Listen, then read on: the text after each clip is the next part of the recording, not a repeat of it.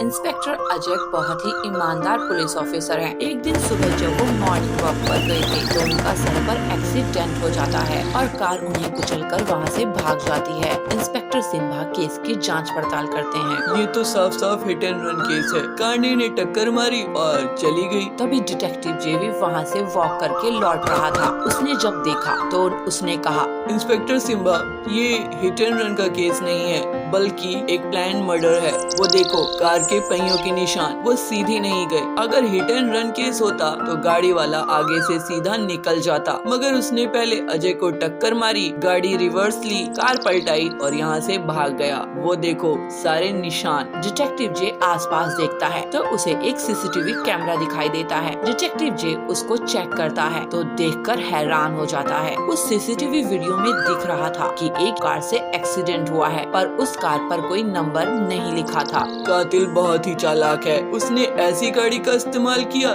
जिस पर नंबर ना हो और कोई उसे पकड़ ना पाए। डिटेक्टिव जे ने अजय की पत्नी से बातचीत की और जाना कि अजय का कोई दुश्मन तो नहीं था। तो उसकी पत्नी बताती है, मेरे पति तो बहुत ही अच्छे आदमी हैं। उनका तो किसी के साथ कोई लड़ाई झगड़ा भी नहीं है। ध्यान से सोचिए, उसी से हमें कोई क्लू मिल सकता है और हम कातिल तक पहुंच सकते हैं मैडम। उसकी पत्नी ध्यान से सोचती है तो उसे कुछ याद आता है और वो डिटेक्टिव जे को बताती है, वैसे कोई दुश्मन तो नहीं है पर 4 दिन पहले इनकी अपने 2 दोस्तों से पैसों को लेकर कुछ अनबन हो गई थी और लड़ाई झगड़ा भी हो गया था सर। उन दोनों का नाम क्या है? चिंकू और राज है सर। डिटेक्टिव जे ने चिंकू और राज का पता लिया और पहले राज के घर जाकर उससे पूछताछ की। राज, ये बताओ, आज सुबह 6 बजे तुम कहाँ थे? सर, मेरी कुछ तबीयत ठीक नहीं थी इसलिए रात को दवाई खाकर सोया था। अभी आपके आने से जगा हूँ। राज, तुम्हारे साथ यहाँ और कोई भी रहता है क्या?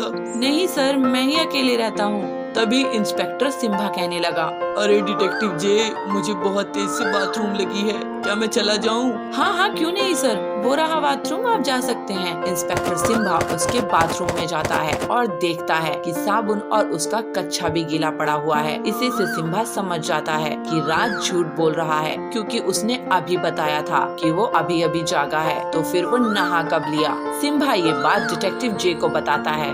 गुड इंस्पेक्टर सिम्हा, कभी कभी तुम अपना दिमाग भी चला लेते हो। डिटेक्टिव जे ने राज से कहा, तुम झूठ बोल रहे हो राज, और हम ये जान चुके हैं, इसलिए तुम्हारा भला इसी में है कि तुम सब सच बता दो। हाँ सर, मैंने आपसे झूठ बोला है, लेकिन मैंने अजय को नहीं मारा है। सुबह 5 बजे मुझे दीपक का फोन आया था, मैं उससे मिलने गया था उसके घर। उसने कहा कि आज अजय का मर्डर कर देते हैं, पर मैंने उसको मना किया सर और घर आकर सो गया। शायद दीपक ने ही उसका खून किया होगा सर। डिटेक्टिव जे अब दीपक के घर जाता है। दीपक उससे कहता है, मैं तो यहाँ था ही नहीं सर, मैं तो अपनी बहन की शादी में गया था, अभी अभी आया हूँ। आप चाहे तो फोटो भी देख सकते हैं और सीसीटीवी कैमरा भी चेक कर सकते हैं। डिटेक्टिव जी ने फोटो देखी, उस पर टाइम और डेट भी चेक की, सब सही था। 5 बजे तो उसने अपनी बहन के साथ विदाई की फोटो खींची है। डिटेक्टिव जी को अब समझ नहीं आ रहा था कि खून किसने किया है, लेकिन तब उसे 2 चीजें साफ साफ हो जाती हैं। पहली ये, राज ने कहा कि दीपक ने उसे फोन करके मिलने बुलाया और वो उससे मिलने घर गया था, पर दीपक तो अभी आया है, फिर वो उससे कम मिला। और सबसे बड़ा सबूत ये है कि राज को कैसे पता कि अजय का खून हुआ है। वो तो घर आकर सो गया था, ना तो उसे कैसे पता चला। शायद दीपक को राज खून के फंसाना चाहता था, इसलिए उसने ये सब प्लान किया। केस राज को एक जोरदार थप्पड़ मारता है और राज अपना सारा जुर्म कबूल लेता है। इस तरह ये मर्डर मिस्ट्री सॉल्व हो जाती है। डिटेक्टिव जे अगेन ये केस सॉल्व कर देता है।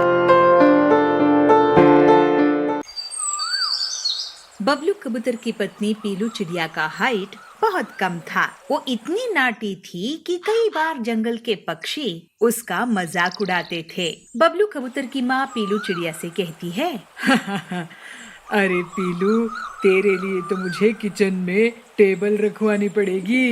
माँ जी, मैं इतनी भी नाटी नहीं हूँ और ये पहनकर तो मैं आपकी जितनी हाइट हो ही जाती हूँ। पीलू की सास कहती है, अरे तेरे पिताजी ने तो मुझे मोटर गाड़ी का लालच दे दिया, वरना मेरे बबलू के लिए तो ये लंबी लंबी लाइन लगी रहती थी चिड़ियों की, के बड़ी बड़ी हीरोइनें फेल थी उनके सामने। पीलू कहती है, अरे माँ जी, आपका बेटा भी कौन सी इतना हाइटेड है कि उसे हीरोइन जैसे हाइट वाली लड़कियाँ मिल जाती।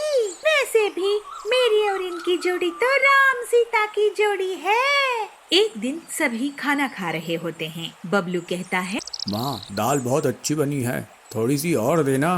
अरे रुको जी, मैं लेके आती हूँ, किचन में है। वैसे भी मैं खड़ी ही तो हूँ। ये सुनकर उसकी सास हंसने लगती है। तुम खड़ी हो या बैठी, एक ही बात है। तो पीलू कहती है, बस कीजिए सासू माँ, अभी तो मैंने हील्स नहीं पहनी है। अगर हील्स पहनूंगी तो मेरी भी ऊंचाई और बढ़ जाएगी। ऐसे ही एक दिन पीलू चिड़िया सब्जी लेने के लिए बाजार जाती है। तो पड़ोसन उसको देख के कहती है, अरे बबलू की हाइट तो देखो, रंग रूप देखो, ऐसी नाटी बहू लाने की क्या जरूरत थी बबलू की माँ को, पता नहीं। और उसका पति कहता है, अरे दहेज मिला होगा, मोटा तगड़ा दहेज मिला होगा, तभी तो उसके लालच में नाटी बहू लाए हैं।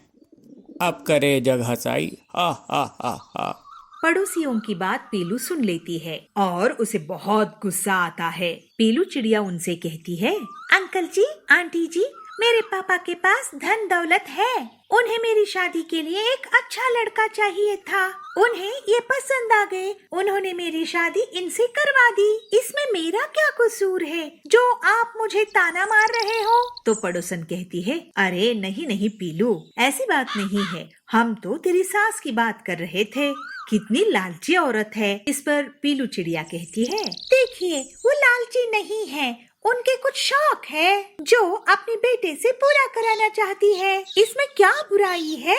तो पड़ोसी अंकल कहते हैं, अरे हाँ हाँ, तुम ठीक कह रही हो बेटा पीलू, लेकिन क्या है ना, हम तो पड़ोसी हैं, हम तो देखते रहते ना कि किसके घर में क्या हो रहा है। अंकल जी, ना तो मैं आपकी बहू हूँ, ना ही आपके रिश्तेदारों से मुझे मिलना है, ना मुझे आप लोगों से कुछ लेना देना है। आप पड़ोसी हैं, अच्छी बात है, मगर इस तरह दूसरों की बुराई करना सही बात नहीं है। ऐसा बोलकर पीलू वहाँ से निकल जाती है। अगले दिन बबलू कबूतर अपनी पत्नी पीलू से कहता है, पीलू तैयार हो जाओ, हमें एक पार्टी पे जाना है। पीलू और बबलू पार्टी के लिए तैयार होकर घर से निकलते हैं। पार्टी में बबलू का दोस्त उससे कहता है, अरे बबलू, तू कितना लकी है, तेरी पत्नी की हाइट इतनी छोटी है कि तुझे बच्चे की जरूरत ही नहीं है, भाभी ही बच्चों जैसी हैं। और बबलू, मेरी बीवी की हाइट इतनी छोटी होती तो मैं तो बहुत परेशान होता, मैं तो घर से बाहर ही नहीं निकल पाता। पता नहीं फुदक कर कहीं चली जाती तो लेने के देने पड़ जाते। हा हा हा। ऐसे सभी हंसने लगे। बबलू और पीलू दोनों उदास हुए। उसी समय पार्टी की जगह में अचानक से आग लग जाती है। अरे ये आग कैसे लग गई? आग आग आग, भागो यहाँ से, जल्दी भागो। अरे बाहर के दरवाजे पे भी आग है, अगर हम निकलेंगे तो निकलेंगे भी कैसे? दरवाजे पे ही आग लग गई है। बबलू एक छोटी सी खिड़की की तरफ देख के कहता है, अगर इस खिड़की से कोई बाहर निकल जाए तो वो मदद को बुला सकता है। ये सुनकर पीलू चिड़िया वो छोटी सी खिड़की से कूदकर बाहर निकल जाती है और फायर ब्रिगेड को बुला के तुरंत ले आती है। इस तरह वहाँ की आग बुझ जाती है। बबलू के दोस्त पीलू से माफी मांगते हैं। माफ कीजिएगा भाभी जी, हम आपकी हाइट का मजाक उड़ा रहे थे। आपने ना सिर्फ घर की आग बुझा दी, अपने पति की जान भी बचाई और हम सबकी भी जान बचाई। भाई बबलू, बीवी हो तो ऐसी, मेरी बीवी भले छोटी हो तो क्या हुआ, मुझे मेरी बीवी पर गर्व है। पीलू अपनी पति की बात सुनकर मुस्कुराती है और अपने पति की तरफ देखती है। कुछ दिनों बाद पीलू और उसके सास मार्केट जाते हैं और वहाँ पर, अरे भैया, ये कपड़ा कितने का है? तो दुकानदार कहता है, अरे माँ जी, ये कपड़ा तो बस अब 2 मीटर ही बचा है, अब ये मेरे किसी काम का नहीं है, आप मुझे बस 100 रुपए दे दो। अरे भैया, मैं इस छोटे से कपड़े का क्या करूँगी, मगर ये है बड़ा सुंदर। माँ जी, इस कपड़े से तो मेरी पूरी ड्रेस सिल जाएगी। ये कहकर पीलू दुकानदार को 100 रुपए देती है और कपड़ा ले लेती है। अगले दिन पीलू वो कपड़ा पहनकर सास के सामने आती है। बबलू उसे देखकर कहता है, अरे पीलू, ये ड्रेस तो बहुत सुंदर लग रही है, जरूर महंगी होगी। अरे कपड़ा तो मैंने पसंद किया था, मगर वो पूरा नहीं था, इसीलिए इसको दे दिया। इसलिए पीलू बोलती है, नाटी होने का यही फायदा होता है माँ जी, कि कम कपड़ों में पूरी ड्रेस बन जाए। आए दिन पीलू की हाइट को लेकर उसकी सास और पड़ोसी उस पे ताना मारा करते थे। एक दिन एक गड्ढे के पास से बहुत जोर जोर से आवाज आती है। देखते हैं कि सभी गड्ढे के सामने भीड़ लगाकर खड़े हुए हैं। एक आदमी रोता हुआ कहता है, एक आदमी रोता हुआ कहता है, मेरा बेटा इस गड्ढे में गिर गया। तभी वहाँ पे पीलू आ जाती है। अंकल जी आप रोइए मत, इस बच्चे को मैं खड्डे से निकाल के लाऊंगी। सभी देखते रह जाते हैं कैसे छोटी सी नाटी सी उस छोटे से गड्ढे में जहाँ पर वो बच्चा गिरा था तुरंत अंदर जाती है और उस बच्चे को उस गड्ढे से निकाल बाहर लाती है। पूरा मोहल्ला पीलू चिड़िया के लिए तालियां बजाता है। पीलू की मदद और साहसिक व्यवहार को देखकर वो अंकल पीलू से माफी मांगते हैं। मुझे माफ कर दो पीलू, मैंने तुम्हारी छोटी हाइट का कई बार मजाक उड़ाया था।